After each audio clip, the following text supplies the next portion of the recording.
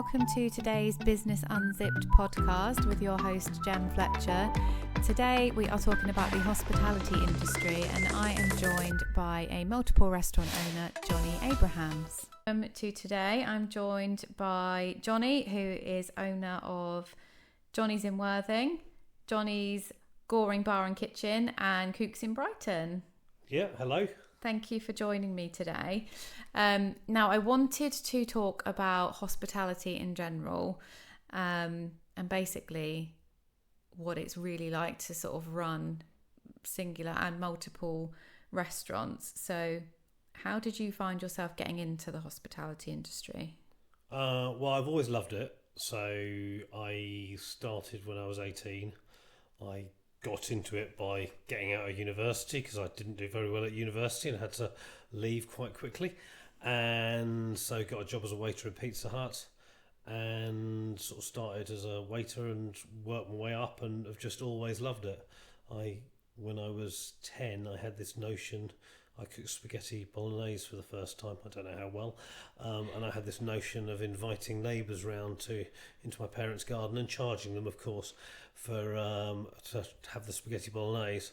So it took me a few years to bring it to fruition. But yeah, just in 2018 decided to give it a go myself. That's amazing. Did they tip you? Sorry, I didn't invite them. No, it was just an idea. No, it was a fanciful idea that I had, but never actually tried it. So wow, is that your signature dish? No, not at all. No. Although I like my spaghetti bolognese. Rachel, my partner, hates it, okay. But doesn't like the way I make it. But no, it was just something I learned to cook. Amazing. So, what made you take that leap then in 2018 from working in other various hospitality businesses to actually starting up your own? Well, I'd wanted to do it for some time, so I'd had a bit of a bug, and I'd sort of got relatively high in the corporate world. I was an operations director looking after sort of a nationwide chain of restaurants, and I'd done that for a couple of jobs and probably enjoyed it less than being on the shop floor, as it were, and sort of interacting with customers and seeing the joy when you give great service and great food and people enjoy it and so on. So and I was probably tired of working for other people, and other people might have been tired of me working for them, who knows. So just sort of had a bit of sort of saved up a bit of money and just decided to give it a go. Was it scary? Yeah, but I guess it wasn't. It was sort of because I'd never done it. I'd done quite a lot of the things needed to do it in other jobs, but a lot of it was absolutely brand new to me. So, sort of recruiting a team and so on, that was, of course, it's not easy, but that was kind of stuff I'd done time after time. But going through sort of the planning with the council and trying to get permission to change it into a restaurant from a closed shop was all sort of new and I suppose relatively painful in its way, but all a great experience. Yeah, and what do you think, because 2018 to now is quite a long time, and I think that longevity, because you quite often see, in particular in hospitality, restaurants and bars and cafes sort of pop up, but they don't always stand the test of time. But actually, Jonny's in Worthing, which is the first one, it's still going strong and it's always busy whenever I walk past. So what do you think has helped sort of maintain that business? I think sort of just the ethos that hopefully the majority of the time we kind of live by: great food and great service in a sort of nice environment. We don't, it's not fine dining we do, but it's good food. They're good ingredients, and I've got a team that generally really enjoy chatting with customers, being with customers, and delivering a great experience to them every time, and kind of hopefully, they do share my passion for making sure things are as sort of as bang on as they can be. And did you find it difficult to shift sort of from having one, because obviously when you have one you put your heart and your soul into that one, but having to split your time and energy among three, was that more of a challenge? It's certainly had its challenges without a doubt. Again, kind of my background being a I guess what you call a multi-site manager running multiple businesses, made me used to having, managing managers in each one and so on, and overseeing. I guess there's a lot of warmth for Jonny's in Worthing because it's kind of the first one, and Cooks is great. It's a business I took on and have kept as it is, and changed it a bit but kept the name and so on. But I guess I'm still in some ways finding my feet about how best to invest my time, but seems to be going just about all right. Lovely. What's the biggest challenge, would you say? I think at the moment, probably costs. Realistically, it's really, really tough. Food's got so much more expensive over the last 2-3 years. Wages, quite rightly, the minimum wage is a fantastic thing, and it's something I believe in. But for businesses like mine, it's incredibly impactful, and there's only so much one can sort of think how much can one charge for a price of coffee to cover these wages, etc. So I'd say that's probably the biggest challenge, and staffing. My team are absolutely fantastic, and I feel really blessed to have the people I have working with me. It's hard work building it, and keeping them, and particularly during COVID or just post-COVID, recruitment, especially kitchen chefs, was a real challenge. Yeah, it's not necessarily easy now, but it was really, really challenging. Chefs, I think for me personally, being a chef just seems so stressful. Like one of the most stressful jobs ever. Yeah, I think, it's a lot to take on, isn't there's it? There's a lot to do. There's a lot of pressure. It's not brilliantly paid. And I think a lot of chefs left the industry in COVID when they, A, didn't have a job, and B, discovered they could perhaps be, for example, an Amazon driver for, quite a reasonable amount more money and none of the stress. So, but good chefs are a great asset. They are. How did you find COVID, and how has it changed from before COVID to after? Well, so I was only open. So I opened although I sort of took the plunge in 2018, in May 2018, it took me an age. I don't know whether it was my solicitors, my naivety, their solicitors, or whatever, but it took a ridiculous amount of time to get the lease drawn up and signed. So I opened in July 19. And then COVID hit in March 2020, so I'd only been trading for 9 months or so. And it was obviously quite a sort of a bit of a shock, and what does one do? I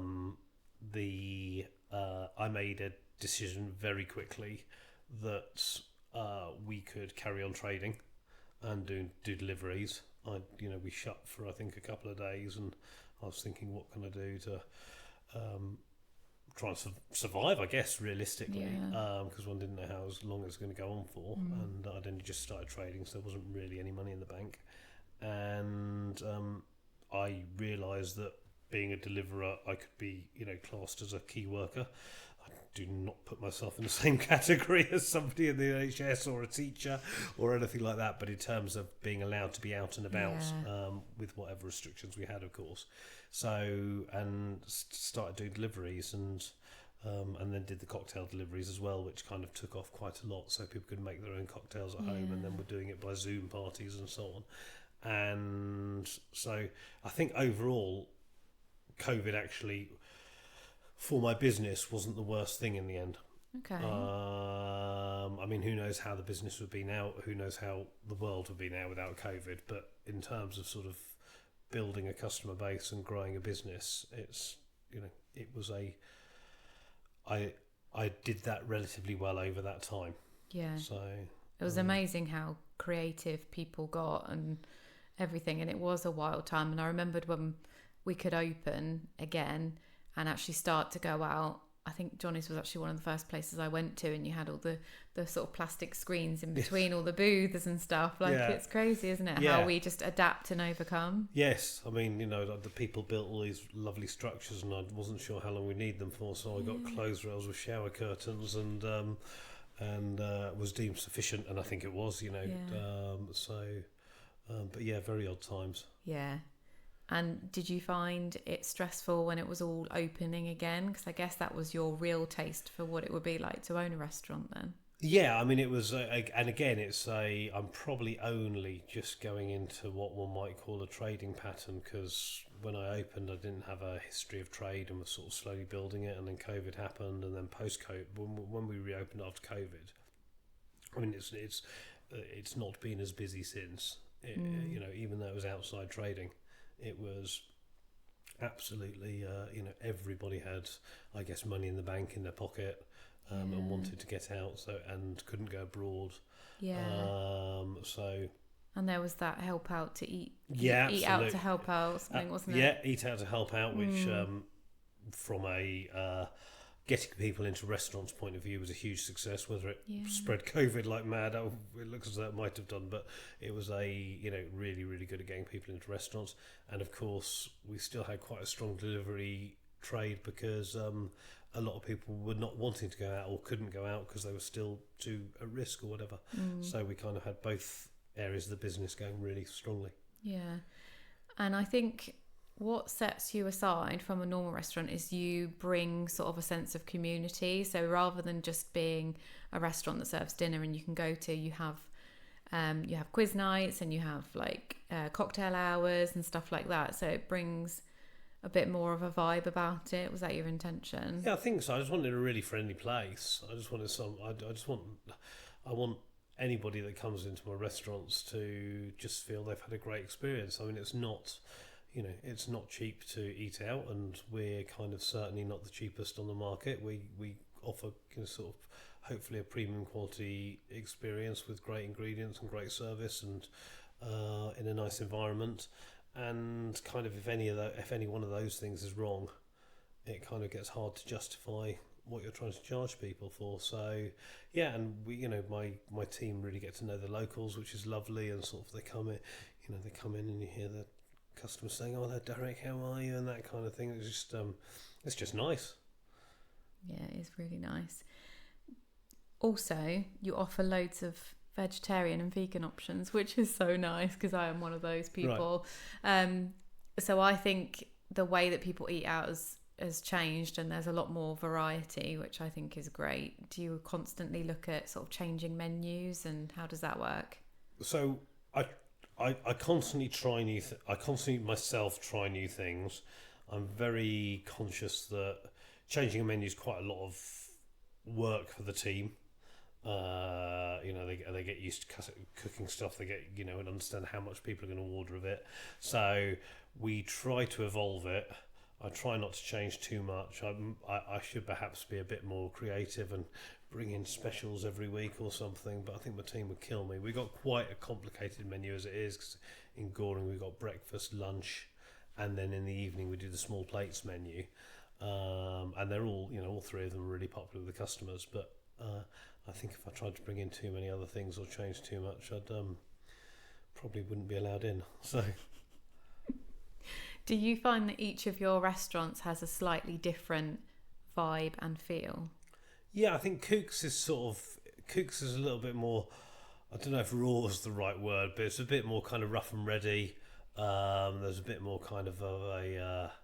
I was in there yesterday and the music was quite loud and so on. It was great. We were nice and full because there's quite a few Easter holidays started early and a lot of tourists come to Brighton. And it was, it's just a bit more of a kind of shabby chic, I suppose. And then Goring is a real locals place. And it's kind of really developed, and I obviously changed it from the Lazy Brunch kitchen. And I think we managed to keep that was a nice popular neighbourhood place for people, and I think we sort of managed to keep that and evolve and change it a bit. And Jonny's in Worthing I think is I guess kind of the original one, and it's got a pretty loyal following. So yeah. And what would you say, so we've spoken about challenges, what is your highlight of owning these places? What's the best bit about it? I suppose what I'm really thankful for is, if I want at 12 o'clock, I can take the dogs out for a walk on the seafront. And before I was commuting to London for 3 hours a day, there and back every day on a good day. And, enjoyed the jobs I did. But I guess I think being my own boss, it's that thing. I really enjoy that. I really get a buzz of working with the people I work with, and sort of seeing them develop. We just promoted a couple of people internally recently to restaurant manager positions, and sort of seeing them do that is really, really satisfying. I guess just sometimes sort of standing back and looking at everybody working really hard. My team worked really hard, and just looking and seeing it all going really well. And when you just go around the tables and say to customers, just sort of walk in and say to the customers, how is everything today? And they go, "Oh, it's fantastic. Well, it's amazing." I think that's just sort of almost kind of a daily high when I'm out and about doing that. It's really, really nice. Yeah. And as I say, the freedom to, be able to sort of, as I say, take the dogs for a walk on the beach, Yeah. when the weather turns sunny or whatever. It's lovely. Yeah, your time is yours. Yeah, absolutely. So do you think you would ever go back and work for someone else? I may have to, but I wouldn't choose to. No. No, I would have no intention of. Yeah. I kind of wanted to do this for years, and it would have been a what if I never did it, and I think that what if it just got too big. Yeah. And I really enjoy it, and it's sort of the team I work with are brilliant, so it's great fun. How scary was it though when you took that leap to sort of be your own boss? Because it is quite daunting, isn't it? You're going from a secure sort of monthly income and just taking that leap. How did you find it? It was certainly very, very, very stressful. I mean, I remember being in Jonny's in Worthing in the early days, and going and seeing my team slice sausages in the wrong way, and me having to leave the restaurant because I was getting so frustrated by it. And Rachel, my partner, taking me for a walk around the block, taking me to the Happy Teapot for a cup of tea, and sort of trying to make me a bit more relaxed. And so it was. I guess I was really, I was at quite a high level of tension without realising it. I remember I was walking the dogs one day, and I was speaking to a friend of mine on the phone who works in the industry, and she was asking how things were, and I just ended up sort of in a kind of flood of tears because there was so much going on. I just had to suspend somebody, and I'd been working kind of, I think, 90 odd hours that week, and so it was really sort of scary. But I guess particularly when I first set it up, I was very happy with the decision that if it didn't work out, I'd given it a go, and I could go back to the corporate world and become an area manager or an operations director again with a whatever, some group of restaurants, and sort of do that and know that I can do it and know that I've been successful at it. But yeah, hopefully that moment has passed, and it's a kind of far more stable now. Yeah. And so does that feeling of stress sort of die down, or if you just got used to it, that you just don't recognise it anymore? Other people might answer the question differently, but I think I'm really confident it's died down a lot. I mean, I think I've become a lot better at understanding that if the sausages aren't sliced properly, it really actually doesn't matter. It's not that important. It's something that can be fixed if it needs fixing, rather than it being the most important thing in the world at that moment. So I think I'm hopefully far better at dealing with it, and I guess that I now have the knowledge that unless something strange happens or something God forbid awful happens, either in my restaurants or in society, in the world as a whole, that we're going to open the doors, and we know people are going to come in, and we roughly know how many people are going to come in and how it's going to be, and so on. So that gives a good feeling of kind of stability, and knowing that things are they may not sort of be great, or about to retire and go holidaying around the world for the rest of one's life, but they're kind of a living is being provided. Yeah, and I guess you learn sort of lessons along the way. So in terms of processes, procedures, ordering, it just gets more efficient as time goes on. And you just sort of get things get better and better, and you discover different systems for doing things or whatever. And paying the team used to take me it's kind of almost a 2-3 day process when I only had one restaurant. It's right, I've got to prepare for this, I've got to do this, I've got to do this.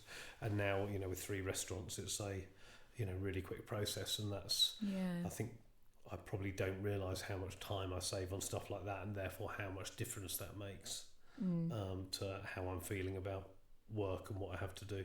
Yeah. So given where you've gone through in your journey, and you've literally started and gone all the way up to the top to being your own boss from working in Pizza Hut. Yeah. What advice would you give people that are looking to work in hospitality? In general, or as their own business? A bit of both. People that are currently in it or want to get into it, both to work in the industry, but then to go on and own your own restaurant. I think if you don't really enjoy it, it's not a long-term career for you, because it's really hard work, and it's long hours, it's unsociable hours, and it's not particularly well paid. There's probably far easier, better paid jobs if you apply yourself to it. That said, for me, the buzz of working in hospitality, of working with a great team, seeing customers are coming to you to have a nice experience.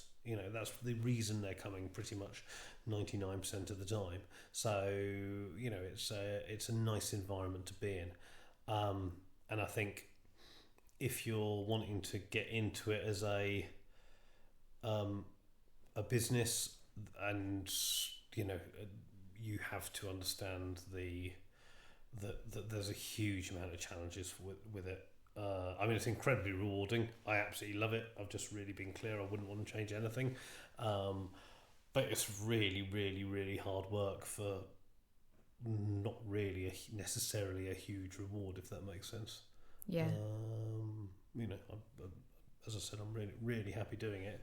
In terms of kind of my standard of living, it's not particularly different to when I was an area manager for a company and being paid a regular wage or whatever. No, the difference is you can take dogs for a walk. I can take my dogs for a walk, and then maybe at the end of it I'll have something that can be passed on, sold on to somebody else, and be worth something. Who knows? So, and that would of course be if you built something up, then that's absolutely great. Yeah. And what does it take to sort of build a team? Because I think staffing is always going to be an issue wherever you work. But you talk a lot about having such a great team around you. How do you sort of build that? I think hopefully I share my passion in a relatively good way. So it enthuses people to be passionate. Hopefully give them a good working environment, safe working environment, and that it's sort of relatively well organised. And I think it's one of those things a bit like, success breeds success. So when you've got good people working for you, they pull up other people for you if they're doing something not quite right, and coach them or tell them, and it's just kind of something that's just like when you got sort of some bad apples in the team, and it can sort of infect others and sort of spread through the team. It's if you got a great bunch of people, then it feels relatively easy. So you feel that when you go in there as well. I went up there for a couple of cocktails the other night, and there's just like a family sort of vibe. Like the girls were all having a great time with each other and the customers. It was really lovely. Yeah, I think it's that's what we want, and they kind of, that side of it really seems to sort of take care of itself well. So I've got as I said, I'm really blessed with the team. I feel overly lucky with them at the moment. It's great. Yeah. Wonderful. Right, now I know you have to go because you are actually doing quiz night tonight at Jonny's Scoring. So thank you so much for joining me today. I really appreciate it. Brilliant. No, thank you. It's been great. Thank you.